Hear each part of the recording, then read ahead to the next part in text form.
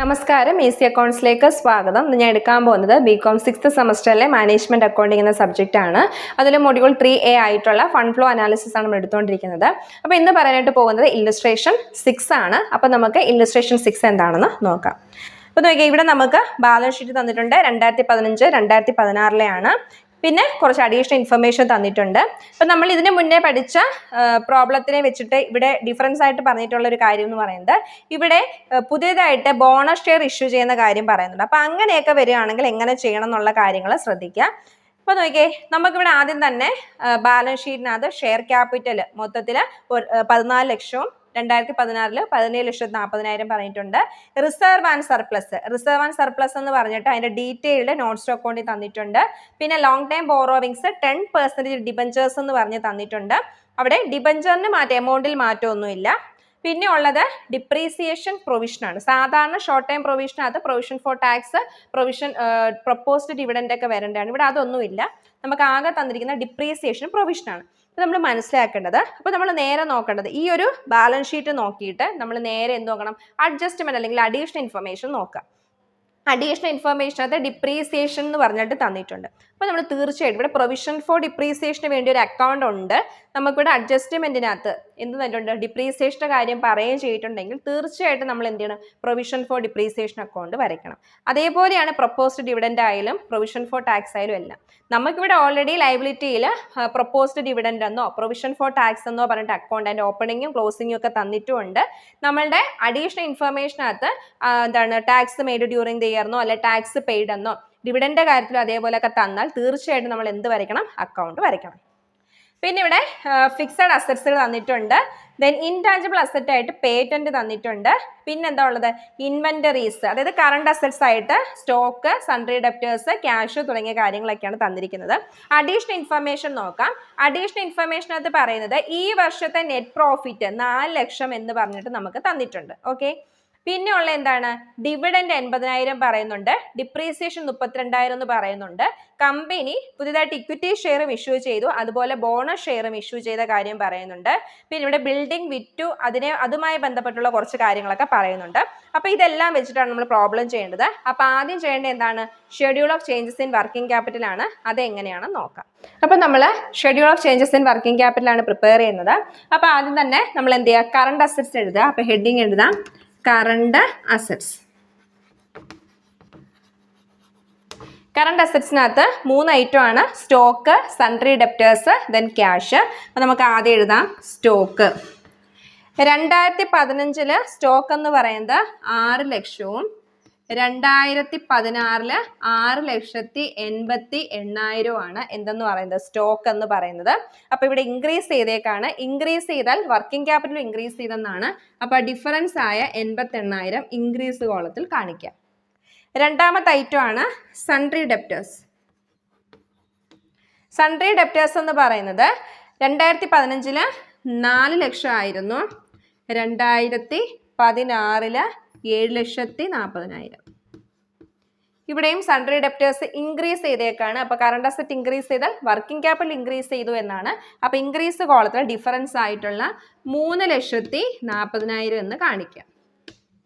ഇനി അടുത്തുള്ള എന്താണ്, ക്യാഷ് ആണ്. അപ്പോൾ എഴുതാം ക്യാഷ്. 2015 16 ലക്ഷം, 2016 17,76,000.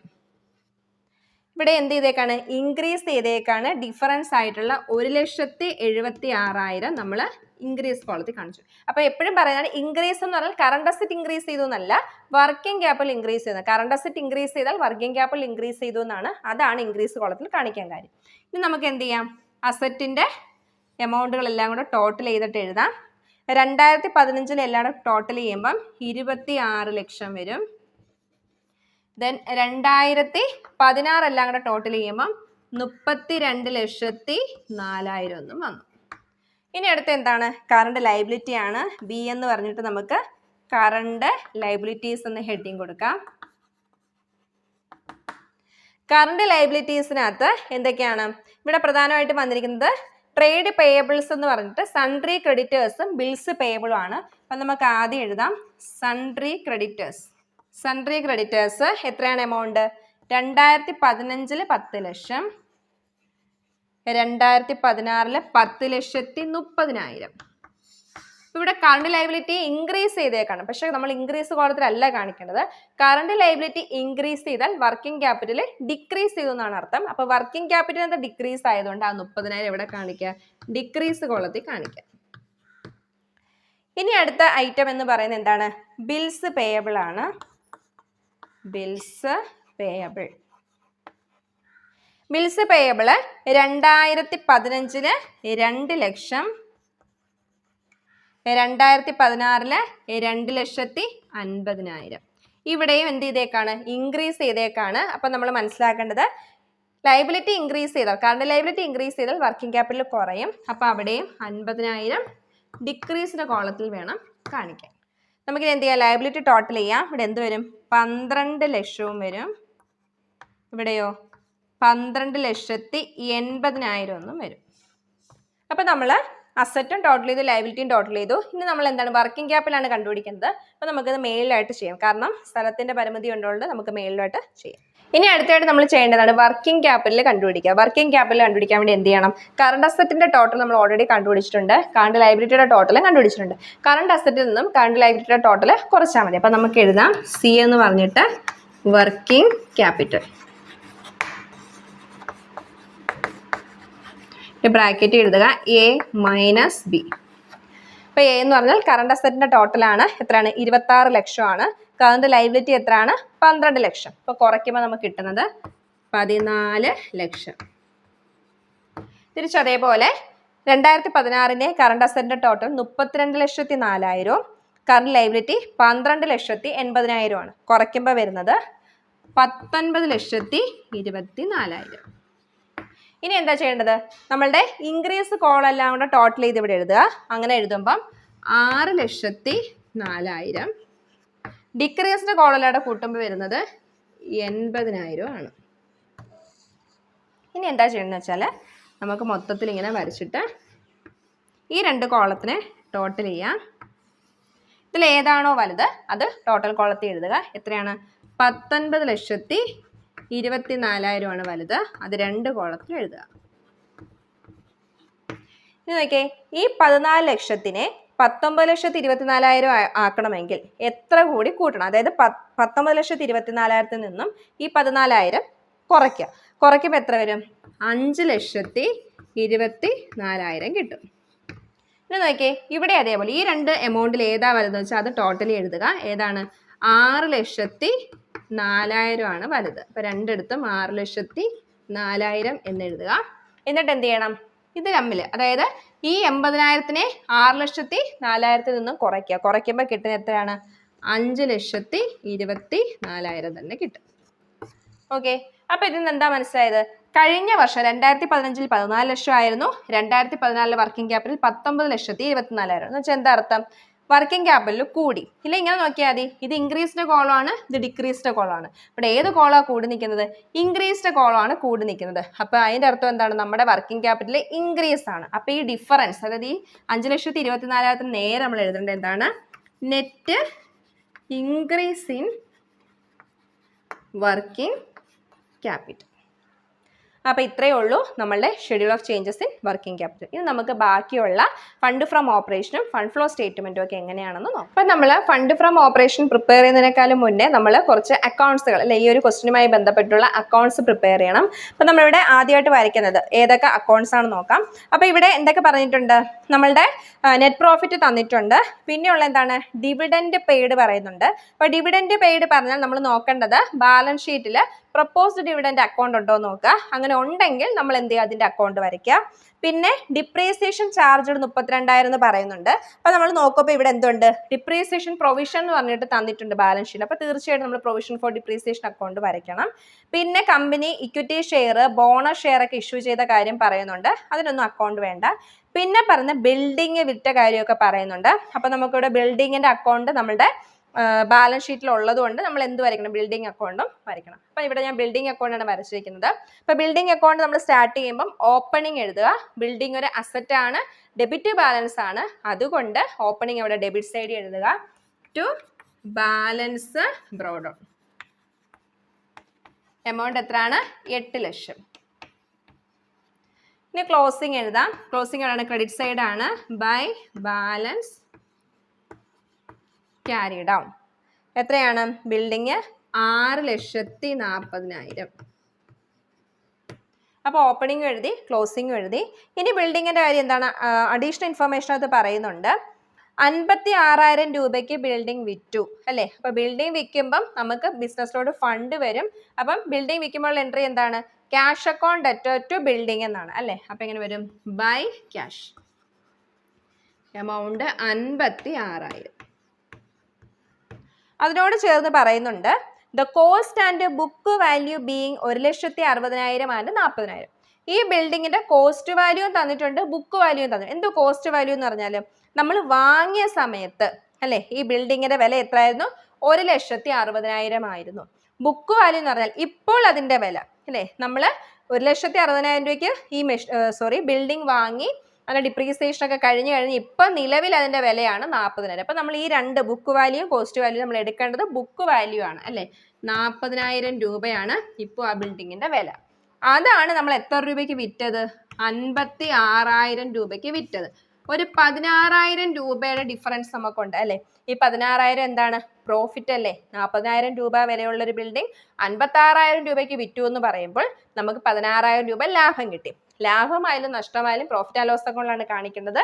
നഷ്ടമായതുകൊണ്ട് ക്രെഡിറ്റ് സൈഡിൽ പോയനെ, ലാഭമായതുകൊണ്ട് ഡെബിറ്റ് സൈഡിൽ വരും. അപ്പോൾ എഴുതുക profit and loss account. Amount എത്രയാണ്? 16,000. ബ്രാക്കറ്റ് എഴുതുക പ്രോഫിറ്റ് ഓൺ സെയിൽ. ഇനി നമുക്ക് എന്ത് ചെയ്യാം? ഇത്രയും കാര്യങ്ങൾ മാത്രമേ നമ്മളുടെ അഡീഷണൽ ഇൻഫർമേഷനകത്ത് തന്നിട്ടുള്ളൂ. ഇനി ബാലൻസ് ചെയ്യാം. ബാലൻസ് ചെയ്യുമ്പം ഈ രണ്ട് സൈഡിൽ കൂടി നിൽക്കുന്ന ഡെബിറ്റ് സൈഡാണ് അല്ലേ? എത്രയാണ്? 8,16,000.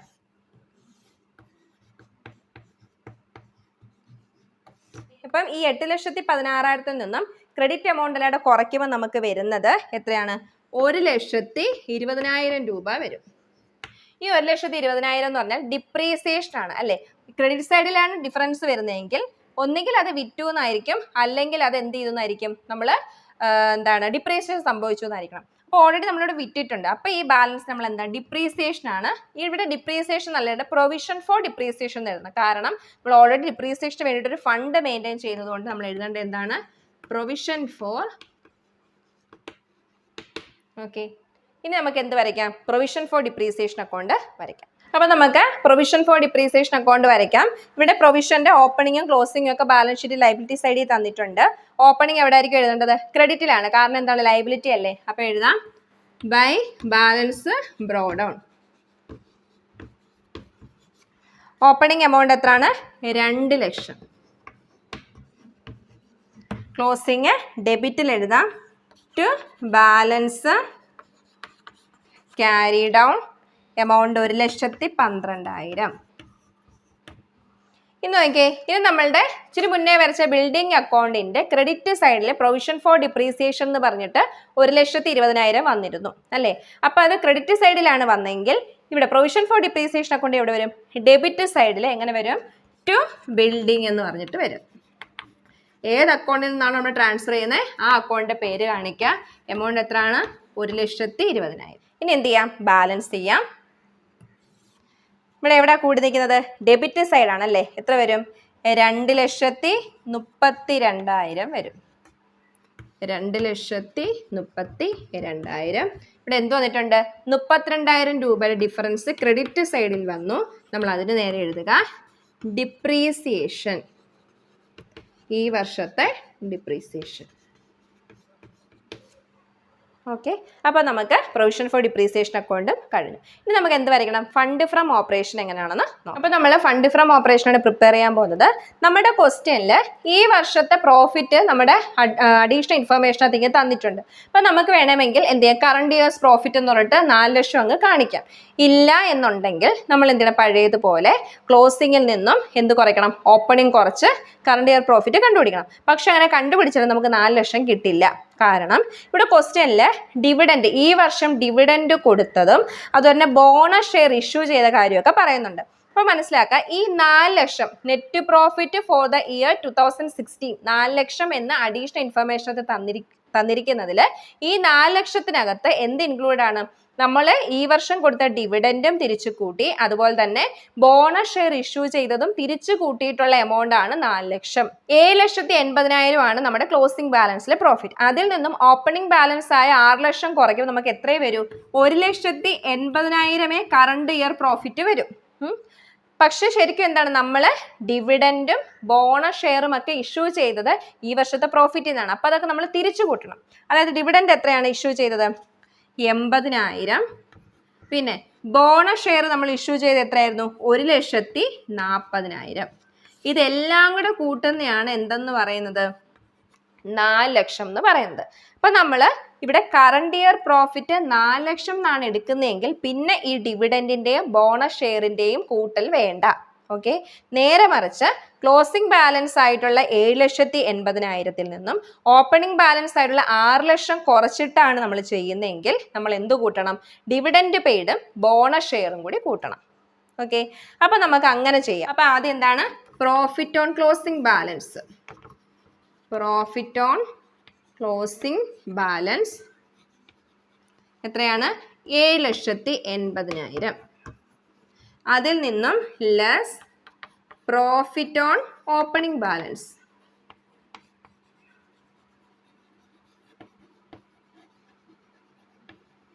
ഓപ്പണിംഗ് ബാലൻസ് എത്രയാണ്? 6 ലക്ഷം. എത്ര കിട്ടി? 1,80,000 വരുന്നുള്ളൂ. നമ്മൾ ഇതിൻ്റെ കൂടെ എന്തൊക്കെ കൂട്ടണം? ആഡ് ഡിവിഡൻഡ് അല്ലെ, ലാഭവിഹിതം. നമ്മൾ കൊടുത്ത ലാഭവിഹിതം തിരിച്ചു കൂട്ടണം. ഡിവിഡൻഡ് എത്രയാണ് ഡിവിഡൻഡ് ആയിട്ട് കൊടുത്തത്? 80,000. പിന്നെ ബോണസ് ഷെയർ. ബോണസ് ഷെയർ എന്ന് പറഞ്ഞാൽ എന്ത് തന്നെയാണ്? നമ്മൾ നമ്മുടെ ലാഭത്തിൽ നിന്നും ഡിവിഡൻഡ് ആയിട്ട് കൊടുക്കുന്നത് തന്നെയാണ്. അപ്പം നമ്മൾ അത് എന്ത് ചെയ്യണം? കൂട്ടണം. Bonus share 1,40,000. ഇതെല്ലാം കൂടെ കൂട്ടുമ്പോൾ നമുക്ക് എന്ത് കിട്ടും? 4 ലക്ഷം കിട്ടും. ശരിക്കും നമ്മുടെ കറണ്ട് ഇയർ പ്രോഫിറ്റ് ഇതാണ്. ഓക്കെ, ഇനി നമ്മൾ എന്തൊക്കെ കൂട്ടണം? നമ്മളുടെ എല്ലാ നോൺ ക്യാഷ് എക്സ്പെൻസസും നോൺ ഓപ്പറേറ്റിംഗ് എക്സ്പെൻസസും കൂട്ടണം. നോൺ ഓപ്പറേറ്റിംഗ് ഇൻകം ഉണ്ടെങ്കിൽ കുറയ്ക്കണം. അപ്പം നമുക്ക് അതിന് നേരെ എഴുതാം കറണ്ട് ഇയേഴ്സ് പ്രോഫിറ്റ്. ഈ 4 ലക്ഷം എന്ന് പറഞ്ഞാൽ എന്താണ്? Current years profit. അപ്പം നമുക്ക് കറണ്ട് ഇയർ പ്രോഫിറ്റ് കിട്ടി. ഇനി എന്ത് ചെയ്യണം? നമ്മുടെ എല്ലാ നോൺ ക്യാഷ് എക്സ്പെൻസസും നോൺ ഓപ്പറേറ്റിംഗ് എക്സ്പെൻസസും കൂട്ടണം. നോൺ ഓപ്പറേറ്റിംഗ് ഇൻകം ഉണ്ടെങ്കിൽ കുറയ്ക്കണം. അപ്പം നമുക്ക് ആദ്യം തന്നെ എന്താണ്? ആഡ് നോൺ ക്യാഷ് എക്സ്പെൻസസ് ആയിട്ടുള്ള ഡിപ്രീസിയേഷൻ എഴുതാം. ഡിപ്രീസിയേഷൻ നമ്മുടെ ക്വസ്റ്റിന് ഡയറക്റ്റ് തന്നിട്ടുണ്ട്. എത്രയാണ്? 32,000. ഇന്നർ കോളത്തിൽ വേണം കാണിക്കാൻ. ഇനി നോൺ ഓപ്പറേറ്റിംഗ് എക്സ്പെൻസസ് ആയിട്ടുള്ള കാര്യങ്ങൾ നോക്കാം. ഇവിടെ നമ്മുടെ ക്വസ്റ്റ്യനിൽ ഡിബഞ്ചറിന്റെ നേരെ 10% ഡിബഞ്ചർ എന്നാണ് പറഞ്ഞിരിക്കുന്നത്. സാധാരണഗതിയിൽ അഡീഷണൽ ഇൻഫർമേഷനകത്ത് ഡിബഞ്ചറിന് ഇൻട്രസ്റ്റ് കൊടുക്കുന്ന കാര്യം പറയേണ്ടതാണ്. അങ്ങനെ പറഞ്ഞിട്ടില്ലെങ്കിലും നമ്മൾ മനസ്സിലാക്കുക, ഈ പെർസെൻറ്റേജ് തന്നാൽ ഇൻട്രസ്റ്റ് കൊടുത്തായിട്ട് കാണിക്കാം. അപ്പോൾ അത് നമ്മുടെ എന്താണ്? അതൊരിക്കലും ഒരു ഓപ്പറേറ്റിംഗ് ആക്ടിവിറ്റി അല്ല അല്ലേ? അതെന്താണ്? അതൊരു ഫിനാൻസിങ് ആക്ടിവിറ്റി ആണ്. അതുകൊണ്ട് നമ്മൾ ഇവിടെ എന്ത് ചെയ്യണം? ആഡ് ചെയ്യണം. അപ്പോൾ എഴുതാം interest on debentures. Interest on debentures 8,80,000 10% എന്ന് പറയുമ്പോൾ 88,000 വരും.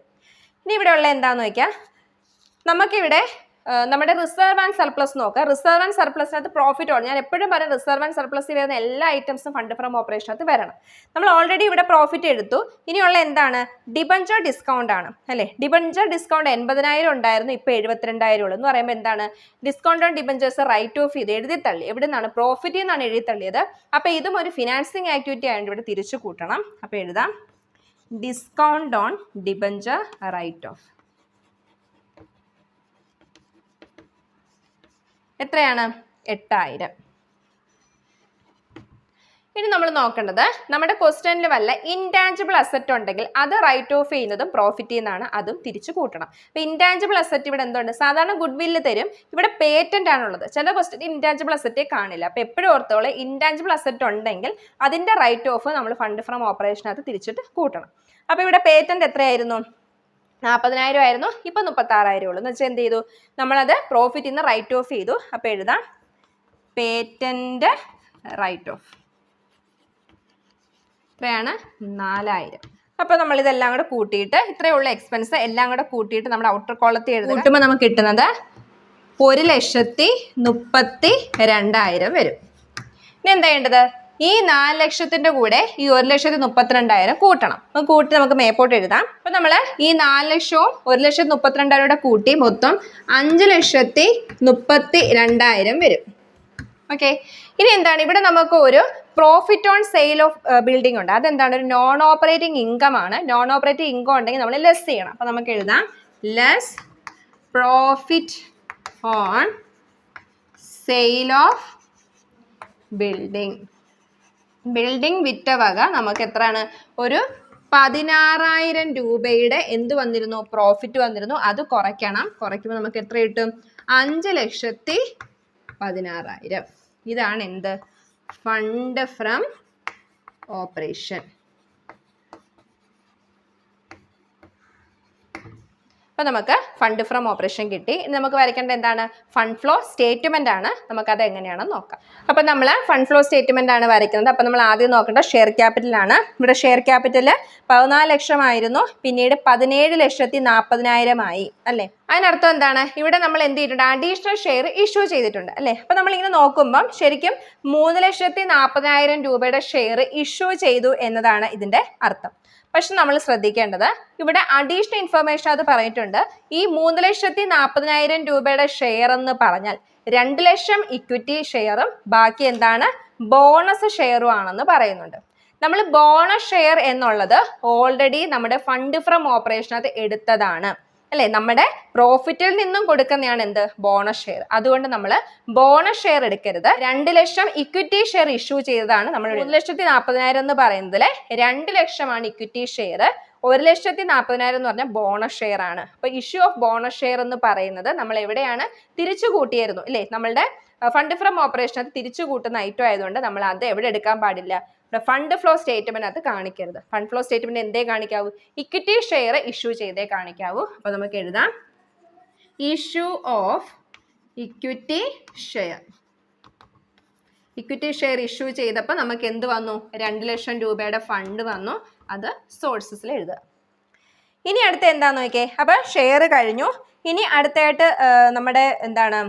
ഡിബഞ്ചേഴ്സ് നോക്കുക. ഡിബഞ്ചറിനകത്ത് വ്യത്യാസമൊന്നുമില്ല. വല്ല കൂട്ടലോ കുറവോ ഒക്കെ ഉണ്ടായിരുന്നെങ്കിൽ നമ്മുടെ ഫണ്ട് ഫ്ലോ സ്റ്റേറ്റ്മെന്റിൽ വരുമായിരുന്നു. അപ്പോൾ അതിലൊരു മാറ്റവും ഇല്ല. ഇനി നമുക്കുള്ളത് അസറ്റിലോട്ട് നോക്കുക. അസറ്റ് വരുമ്പം നമ്മൾ ഓൾറെഡി ബിൽഡിംഗ് അക്കൗണ്ട് വരച്ചിരുന്നു. അപ്പോൾ ബിൽഡിംഗ് അക്കൗണ്ട് നോക്കുക. ബിൽഡിംഗ് അക്കൗണ്ടിനകത്ത് ക്രെഡിറ്റ് സൈഡിൽ ബൈ ക്യാഷ് എന്നിട്ട് 56,000 വെച്ചാൽ നമ്മുടെ ബിൽഡിംഗ് വിറ്റു. ബിൽഡിംഗ് വിൽക്കുന്നത് എന്താണ്? നമുക്ക് ബിസിനസ്സിലോട്ട് ഫണ്ട് വരികയാണ്. അപ്പോൾ എഴുതാം ബിൽഡിംഗ് സോൾഡ്. ബിൽഡിംഗ് സോൾഡ് എത്രയാണ്? 56,000. അപ്പൊ അത് കഴിഞ്ഞു. ഇനി ബിൽഡിംഗ് കഴിഞ്ഞിട്ട് പിന്നെ ഏതൊക്കെ അസറ്റാണ്? നമ്മൾ അക്കൗണ്ട് വരയ്ക്കാത്ത അസറ്റ് ഉണ്ട് അല്ലേ? നോക്കിയേ ലാൻഡ്. ലാൻഡിന് ഒരു മാറ്റവും ഇല്ല അല്ലേ? വാങ്ങിയിട്ടുമില്ല, വിറ്റിട്ടുമില്ല, ഒന്നുമില്ല. അപ്പൊ അതൊന്നും എഴുതാൻ പറ്റില്ല. ഇനി നോക്കിയേ പ്ലാന്റ് ആൻഡ് മെഷീനറി ഉണ്ട്. 6 ലക്ഷം എന്നുള്ളത് 6,80,000 ആയി. അപ്പൊ ഇവിടെ അക്കൗണ്ട് വരച്ചില്ലെങ്കിൽ പോലും നമുക്ക് മനസ്സിലാവും ഒരു മെഷീനറി, പ്ലാന്റ് ആൻഡ് മെഷീനറി ഈ വർഷം കൂടണമെങ്കിൽ പ്ലാന്റ് ആൻഡ് മെഷീനറി എന്തോ ചെയ്തിട്ടുണ്ടായിരിക്കും? വാങ്ങിയിട്ടുണ്ടായിരിക്കും അല്ലേ? പ്ലാന്റ് ആൻഡ് മെഷീനറി വാങ്ങുമ്പം നമ്മളെ സംബന്ധിച്ച് നമ്മുടെ നിന്ന് പൈസ പോവും. അപ്പൊ അതെന്താണ്? ആപ്ലിക്കേഷൻ ആണ്. അപ്പൊ നമുക്ക് എഴുതാം purchase of plant. Plant purchased എത്രയാണ്? 80,000. അപ്പോൾ പ്ലാന്റ് പർച്ചേസ് ചെയ്ത്. അപ്പോൾ നമ്മുടെ അസറ്റ് എല്ലാം കഴിഞ്ഞു. ഇനി നമ്മൾ നോക്കേണ്ട എന്താണ്? നമ്മളുടെ അഡീഷണൽ ഇൻഫർമേഷൻ നോക്കുക. ഞാൻ പറഞ്ഞു പെയ്ഡ് എന്ന് പറഞ്ഞ് എന്ത് വന്നാലും അതെല്ലാം ആപ്ലിക്കേഷനകത്ത് കാണിക്കണം. അപ്പോൾ ഇവിടെ നോക്കിയേ ഡിവിഡൻഡ് പെയ്ഡ് ഉണ്ട് അല്ലേ? അപ്പോൾ നമുക്ക് എഴുതാം ആപ്ലിക്കേഷനകത്ത് ഡിവിഡൻഡ് പെയ്ഡ്. എത്രയാണ് ഡിവിഡൻഡ് പെയ്ഡ്? അതും 80,000. ഇനി എന്താ ഉള്ളത്? നമ്മളിവിടെ ഇൻട്രസ്റ്റ് അല്ലെ, ഇൻട്രസ്റ്റ് പെയ്ഡ്, അതായത് 88,000 രൂപ ഇൻട്രസ്റ്റ് അടച്ചത് നമ്മൾ എവിടെ കാണിച്ചിരുന്നു? നമ്മുടെ ഫണ്ട് ഫ്രം ഓപ്പറേഷനകത്ത് കാണിച്ചു. പെയ്ഡ് ആണോ? നമ്മൾ എന്ത് ചെയ്യണം? ആപ്ലിക്കേഷനകത്ത് കാണിക്കണം. അപ്പോൾ എഴുതാം ഇൻട്രസ്റ്റ് ഓൺ ഡിബഞ്ചർ. അത് ഒരിക്കലും മറക്കരുത്. Interest on debenture paid 88,000. നമ്മൾ മറന്നു പോകാൻ സാധ്യതയുള്ളൊരു ഐറ്റമാണ് ഈ ഇൻട്രസ്റ്റ് പെയ്ഡ്. കാരണം നമ്മുടെ അഡ്ജസ്റ്റ്മെൻറ്റിൽ പറഞ്ഞിട്ടില്ല. പക്ഷെ നമ്മളത് പെയ്ഡ് ആയതുകൊണ്ട് നമ്മൾ എപ്പോഴും ഈ ഒരു ഫണ്ട് ഫ്ലോ സ്റ്റേറ്റ്മെൻറ്റ് പ്രിപ്പയർ ചെയ്യുമ്പോൾ ഫണ്ട് ഫ്രം ഓപ്പറേഷനൊക്കെ നല്ലതായിട്ട് നോക്കിയിട്ട് വേണം ചെയ്യാൻ. അപ്പോൾ അത് കഴിഞ്ഞു. ഇനി എന്താ ഉള്ളത്? അപ്പോൾ ഇവിടെ ഷെയർ ഇഷ്യൂ ചെയ്ത് എഴുതി, നമ്മുടെ ബിൽഡിംഗ് വിറ്റതും എഴുതി. അപ്പം നമുക്ക് ഇനി വേറെ കാര്യങ്ങളൊന്നുമില്ല. അപ്പം നമ്മുടെ അസറ്റുകളെല്ലാം കഴിഞ്ഞു, നമ്മുടെ ഷെയർ ക്യാപിറ്റൽ നമ്മൾ എഴുതി, ലോങ് ടൈം ബോറോവിങ്സിനകത്ത് മാറ്റമൊന്നും ഇല്ലായിരുന്നു. ഇനി എന്താ ഉള്ളത്? 2 ഐറ്റമേ ഉള്ളൂ. നമ്മൾ ആദ്യം വരച്ചിട്ടുള്ള schedule of changes in working capital നോക്കാം. Schedule of changes in working ക്യാപിറ്റലിനകത്ത് net increase in working capital ആണ്, അത് ആപ്ലിക്കേഷൻ ആയിരിക്കും. ഡിക്രീസ് ഇൻ വർക്കിംഗ് ക്യാപിറ്റൽ ആണെങ്കിൽ സോഴ്സസ് ആയിരിക്കും. അപ്പം നമുക്ക് എഴുതാം ആപ്ലിക്കേഷനകത്ത് net increase in working capital. എന്തുകൊണ്ടാണ് net increase in working capital ആപ്ലിക്കേഷനകത്ത് വന്നത്? കഴിഞ്ഞ വർഷത്തെക്കാളും ഈ വർഷം നമ്മൾ വർക്കിംഗ് ക്യാപിറ്റൽ അധികമായിട്ട് ഉപയോഗിച്ചു. അപ്പൊ ഇവിടെ എത്രയായിരുന്നു? 5,24,000. നെറ്റ് ഡിക്രീസ് ആയിരുന്നെങ്കിൽ ഇവിടെ വന്നേനെ, സോഴ്സസിനകത്ത് വന്നേനെ. ഇനിയുള്ള ഒരു ഐറ്റം ആണ് ഫണ്ട് ഫ്രം ഓപ്പറേഷൻ. അത് എപ്പോഴും എന്തായിരിക്കും? സോഴ്സസ് ആണ്. അപ്പൊ എഴുതാം ഫണ്ട് ഫ്രം ഓപ്പറേഷൻ. നമ്മൾ കണ്ടുപിടിച്ച് വെച്ചിട്ടുണ്ട്. എത്രയാണ്? 5,16,000. അപ്പൊ നമ്മൾ എല്ലാ ഐറ്റംസും എഴുതി. ഇനി ഇത് ടാലി ആക്കുക എന്നുള്ളതാണ്. അപ്പൊ നോക്കിയേ, നമുക്ക് ആദ്യം തന്നെ സോഴ്സസിന്റെ എമൗണ്ട് ടോട്ടൽ ചെയ്യാം. 2 ലക്ഷം, 2,56,000, 5 ലക്ഷത്തി 16,000 കൂട്ടുമ്പം എത്ര വരും? 7,72,000 വരും. ഇവിടെ 88,000, 80,000, വീണ്ടും 80,000, 5,24,000. ഇതെല്ലാം കൂട്ടുമ്പോഴും എത്ര തന്നെ വരും? 7,72,000. അപ്പം നമ്മളുടെ സോഴ്സസിന്റെയും ആപ്ലിക്കേഷൻ എമൗണ്ട് ടാലി ആയി. അപ്പൊ ഇത്ര മാത്രമാണ് ഫണ്ട് ഫ്ലോ സ്റ്റേറ്റ്മെന്റ്. ഇതായപ്പോൾ നമ്മളുടെ ഇല്ലുസ്ട്രേഷൻ കഴിഞ്ഞു. നമുക്ക് ബാക്കിയുള്ള ഇല്ലുസ്ട്രേഷനുമായിട്ട് നമുക്ക് മറ്റു വീഡിയോസിലൂടെ കാണാം.